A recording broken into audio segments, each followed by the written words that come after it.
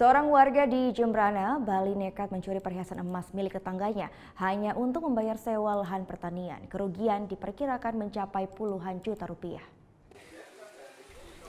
Ada-ada saja yang dilakukan warga desa Delot Brawah, Kecamatan Mendoyo, Jembrana, Bali ini.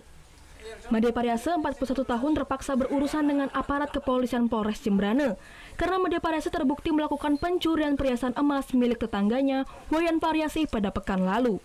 Perhiasan emas berupa kalung dan gelang seberat 54 gram yang disimpan di dalam lemarinya raib setelah sebelumnya lemari korban dijebol.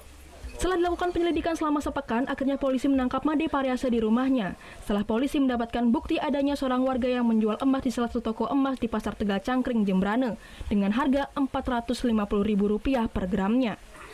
Dia mengambil perhiasan yang ada di rumahnya Ibu Wayan Rentiasih yang ada di Dusun Delot Brawah juga dengan cara memasuki jendela yang sedang tertutup, dibuka, masuk lewat jendela, mengambil perhiasan itu yang ada di dalam kamar Ibu Rentiasih. Kemudian ini ada beberapa yang sudah dijual, terjual hasilnya sekitar 9 jutaan, kemudian 9.650.000, sisanya masih ada perhiasan yang belum terjual. Dari hasil pemeriksaan, polisi langsung menetapkan Made Pariase sebagai tersangka pencurian dan pemberatan di wilayah Delot Brawah, Jembrana. Aksi nekat ini dilakukan lantaran tersangka memerlukan uang untuk membayar uang kontrakan kebun. Dari tangan pelaku, polisi mengamankan uang hasil penjualan emas sebesar 3,8 juta rupiah, sisa pembayaran kebun oleh pelaku.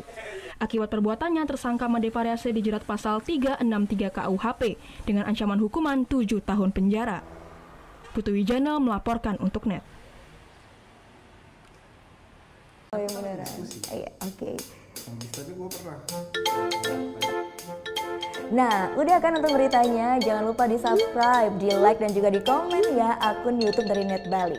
Terima kasih udah subscribe. Yang belum, jangan sampai lupa. Di sebelah sini nih. Notif subscribe.